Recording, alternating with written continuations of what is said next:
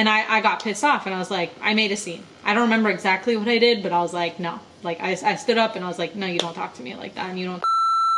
Hey guys, salam alaikum. Salam alaikum, salam alaikum. Okay, so today's topic of the video, let me do a little backstory. I went to an all-girls private Catholic high school. Pretty much every year, one of my teachers who used to teach religion, she liked for me to talk to the world religion class about Islam and answer any questions that the girls may have. I had this one question come up the last time I did it, and it made me think, you know what, that's a great video idea. This girl was sitting there, they were going around doing a Q&A. So she raised her hand and she was like, can you tell me how can I be an ally? And I was like, oh. When it comes to being an ally, I think there are much better videos and much better things out there. I mean, even I can be an ally. But I think the context in which I'm talking about this girl, she was white. She was asking me, and this is not a textbook definition. Like I said, there's better stuff out there, but I can talk about my own experiences and how I feel like people could have been there, not just as a bystander in those situations. And so today we're giving birth to this video. Let's do it. But first, I want to talk real quick about the sponsor of today's video, Anker. Anker is America's #1 USB charging brand and provides a wide range of products, but their latest product is the Anker Nano, which you can see in this video, and I want to show you their new product that they sent me. So I always have this issue of accidentally turning off the outlet where my phone is charging, and that's where this product is a lifesaver for me, because when I do something like that, the consequences are a lot less because I can just quickly plug in my phone later, and it charges my iPhone 3 times faster than with a regular charger. Now, this also comes with USB-C, so if I do the same stupid thing that I usually do with my laptop, I can also charge that as well, or any other kind of device or phone that requires USB-C. You can charge for minutes and use for hours. And the other nice thing is that this is 50% smaller than Apple iPhone's original 20-watt charger. So I really love that about this, how compact and small it is. For more information or links on how to get your hands on one, you can check out my video description below. My first example is something that happened to me more recently. I signed up for a pottery class. I used to do it in high school and I kind of just wanted to do it again. Honestly, the class was like 10 older white people and me. The first day that I walk into that class, I remember I was sitting on the table, like cleaning my tools or whatever it was. I'm talking to the teacher and I'm asking her, hey, how long has this class been going on, or how long have you been doing this here? She's like, can't remember how many years she's been doing the class. So she's had this student for a long time, I think probably since the beginning of the class. So she's like, hey, like so-and-so, how long have we been doing this? He comes over and he's like, oh, he leaves whatever he's doing. He's a middle-aged white man, I don't know, maybe late 40s, and he goes, I don't know, I've definitely been here longer than September 11th. And the teacher gets silent. Everybody who's standing kind of listening to the conversation silent, and I'm just sitting there and I'm like, all right, dude, I know what you're trying to do. You could have said anything in the world. You could have said anything, but you chose to look at me and say September 11th. I'm just coming here trying to, you know, relieve some stress, although pottery is very stressful for those of you who don't know. And you're over here trying to get a reaction out of me. So I sat there for a minute and I was like, do I put him in his place? Do I say something to him? I was like, if I start being rude or if I make a scene, everyone's gonna think that I'm a rude person. And then I already paid for this class. So I was in the situation where I was like, what do I do? And I decided just to hold it in, and I was like, whatever. But that guy's gonna get some stank faces from me, that's for sure. And I didn't allow him. I didn't allow him to take that pottery class away from me. I was like, no, you're not gonna do it today. But what annoys me is that there were so many white older people in that room who heard what he said to me, just stood there and just did not say anything. Let me take the brunt of that, like to just let me be the one to decide whether or not I should put him in his place. When it would have been so much safer and easier for someone else to just be like, yo, like really, you know? And so anyway, that's the story of my life. Nobody is saying anything. People just letting people be rude to me and just not caring. And it's really frustrating because it's like everyone can say anything that they want to me, right? You have a problem with 9/11, you have a problem with this, you just unload on me, right? People feel safe to do that. I don't even feel safe to just say something back. People you know, have done these kind of things to me so many times. There's like been microaggressions, macro things, like people literally just cussing me out. How much like the white people around me just did not care when I was in those situations. I mean, it's been since high school, so we'll get to that. So when the girl asked me that question, it took me back to my time at that particular school. Now, I went there for high school, which is around the ages of like 13 all the way until 17. A little bit of background of what it was like at that time, the political climate, all that kind of stuff. It was a really bad time to be Muslim in America, a bad time. And what I mean by that is that was not that long after 9/11. I don't think people ever mentioned Muslims without associating terrorist with that. Yeah, it was a lot. You know, I've talked about it in other videos. Now, my sister and I are probably like 10 years apart. She went to a public high school and she had somewhat of a tough experience as well. She was the only hijabi in like her public school, which is probably huge. My graduating class was only like 60 people or something like that. But I do feel like my sister grew up in a different time. What I mean by that is, yes, there were a lot of people who hated Muslims still, you know, she got a lot of things said to her, but I think people in her generation are more aware and more willing to be politically correct or like actually care. I feel like her friendships may have been a little bit deeper than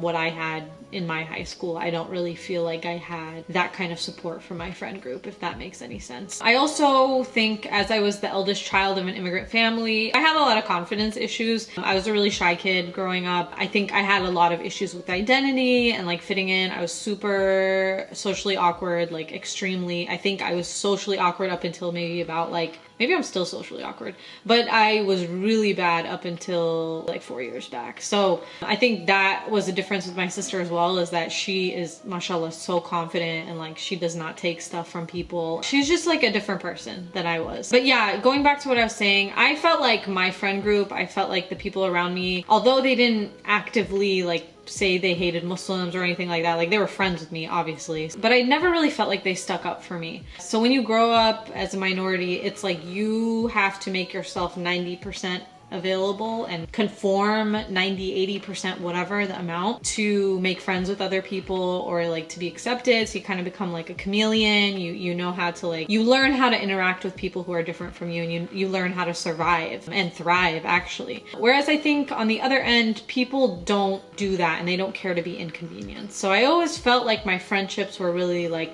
you know, you have to come this far, and as far as our understanding of your life, no. I always felt this like tug of war with my white friends when I was in high school. I always felt like they wanted me to do things that I was not allowed to do. I was not allowed to do sleepovers or go late at night. I wasn't able to do those things. And they always took those things as me being flaky, not wanting to hang out with them. And the way that I figured that out, there was one time that I was walking into a grocery store and I overheard these two white kids talking about their Asian friend. The part of the conversation that I heard was literally just, oh yeah, she always says her parents don't let her do anything and that's why she can never come and do anything. She always says her parents, but I don't know, blah, blah, blah, blah, blah. And in that moment, it solidified so much of my high school experience. It made me understand something that I never understood. Why white people are so harsh when it comes to accepting the way that someone else is and the way that someone else's culture is, even though that person will completely morph and change themselves to fit in to your society. I felt that way with my friends. So I think after my first year of university, I had lunch with some of my friends from high school. We were at a restaurant and I don't know, there became this heated point where we were talking about why they don't invite me to things anymore. And their answer was that I never come. I remember I got really emotional. I was like, you guys don't understand my life. Like, you don't get it. You don't care to get it. Why can't we just do stuff like this? Why does it mean the end of the relationship if I can't do things on your guys' terms? And then when I overheard these kids in the grocery store, it took me back to that moment, and it was something that just like clicked for me that this is what it is. I will always have to change myself. I will always have to make myself palatable, but these people will never even go this much. I don't want to play like victim. I'm sure there were probably other reasons as well, but maybe I was flaky or maybe I was like too much to handle. As you can tell, I rant a lot, so you guys can see that I'm a difficult person on YouTube. I don't know, whatever. Okay, anyway, I need a therapist, not a YouTube channel. So in one of my other videos, I think I talk about how much going to Pakistan after 10 years meant to me. I was so excited when I found out that I was going to be able to go for the summer. And I remember I shared that with my friends at lunch. And I was like, yeah, like I might be going to Pakistan, da, da, da, da, da, da. And there was a girl sitting right next to me who was my friend. She's like cracking up. Like she is like hysterical. Okay, she's laughing. And she says, don't get killed. And you know, up until that point, like I had taken a lot. I think there were even girls who like straight up told me to my face, like Muslim men are wife beaters. And then some of the people that I called my friends used to like talk to me like that. I'm serious. But this was one thing. I don't know why this was the moment for me that I was like, I'm not letting this one go. No. And I got pissed off and I was like, I made a scene. I don't remember exactly what I did, but I was like, no. Like I stood up and I was like, no, you don't talk to me like that. And you don't talk about me going to Pakistan like that. Like it's not, I'm not cool with that. I'm not okay with it. And I remember I made all the girls uncomfortable and nobody wanted to say anything. And slowly but surely it turned into this thing where it became, oh, Tasneem's causing drama. And then it became like, you know, gossiping and all this stuff when really that's not what it was for me. It was, you can't just say ignorant things to me like that. I'm not gonna take it. But I think because of their limitations and where they're from and maybe their experiences, they did not understand that that's what it was. I can give people benefit of the doubt that we were all young and, you know, people grow and that's fine. But I'm making this example to answer the question about how to be an ally. None of them said anything. Not only did a lot of them not have my back, but there were even particular girls who took it a step further and made like some sort of vendetta against me, right? Acting like I was mean to her. You know, I feel dumb like talking about this. This is so old and like so long ago, but I do have a point and a reason why I'm saying all this. Ironically enough, I used to confide a lot in one of my teachers and she was the pottery, ceramics art teacher there. She taught me a lot of art. I made some like jewelry and like stained glass and stuff, like yes. Anyway, so I confided in her and I remember during that time in my life, the adults and the teachers were very important because I feel like where the students or my friends had limitations and could not understand me, I felt like I was getting empathy from her and she sat with me. I remember one day and I opened up to her about it. It's so important, I think, to have that outlet, especially like if you're a young girl and you're really unsure of yourself. I think at this age, if I say something to somebody, I mean it, you know, and I can stand strong in my convictions and you know, and have some integrity. Whereas at that age, I think it's a little bit more difficult to feel like you're doing the right thing and standing up for yourself. So it meant a lot that she was there for me as my teacher, and not only as a teacher, but as a friend. When you stay silent and you don't put people in their place, you are complicit. You are saying, yeah, I accept that. I accept that treatment of you. I want to give one more example because I do want to give credit where it's due in terms of the age group, because I did have someone in my class when I went to that school who really did stand up for me in a moment where I didn't even know that something was happening to me. And I will never forget that. So I used to play lacrosse in those years and I used to dress like this. So I was like covered from head to toe. And in Colorado, although it's not known for being like the hottest place, it can get really hot and it's super dry. So I remember we went to some park for scrimmaging.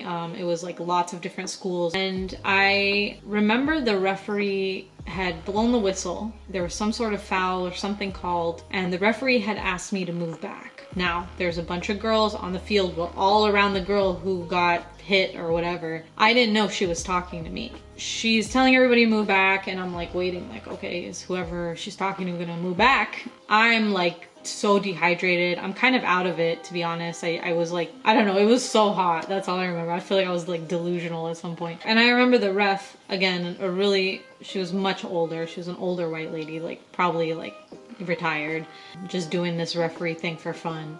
She comes close to me and she goes, "Do you understand me?" And she tells me to move back. And dude, I could have cared less. Like, I did not think of it as anything. I was just like, oh, I wasn't listening to her. Let me move back, you know? The play was over or the game was over, and I go and I stand next to one of my friends on the team. And I will never forget what she did.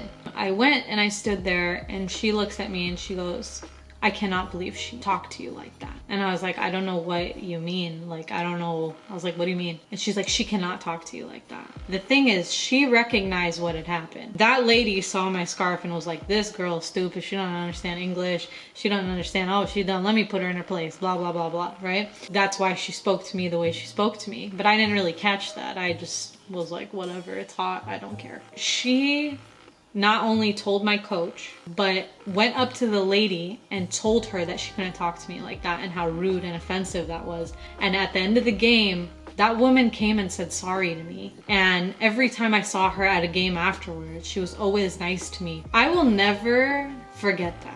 Those are the things from that period in my life that I remember and that I think of really fondly, more than anything else. I don't remember the times that I spent with people who didn't stand up for me, you know? To me, that was being an ally. To me, that was like, I don't know, I felt like I was not in a place where I'm like so alone and I stick out so much. To have somebody recognize that, pay attention and say something, that's the best way that you can be an ally, you know, is to speak up and say something and not just be complicit when you see someone discriminating against somebody else or doing something like that. And you also have to recognize that that was a learning lesson, not just for her interaction with me, but that was also like that ref for the rest of her life knows, like, you don't talk to people like that. You don't treat people like that just because you have your assumptions of what they are. So as far as the question of how to be an ally, you know, like I said, this is not a textbook definition. There are much better videos out there. This is just from my experience and my perspective on moments that I've had where I really wish that somebody said something, or I was really happy that someone said something, or I was really upset that nobody ever said anything. Because these moments continue to happen, and things like this can be way, way worse. Like the examples that I talked about were not even, you know, my life was not in danger or anything like that. So I can only imagine that if people don't even want to step in or say something when it's something so small, I can't imagine that people really care when it comes to something that's a lot bigger. So I acknowledge that, you know, the things that I'm talking about in this video are not, it was not life-threatening or anything like that. And so I did share these experiences with that girl as well and told her, you know, how I think that she can be an ally. And so this is just my opinion on how I think that you can be a better ally to someone who's a minority. So yeah, that's pretty much it. Okay, I hope you guys enjoyed the video. Like, comment, subscribe. Catch me on the TikToks, on the Grams. You guys are the best. TazzyPhe out. Bye.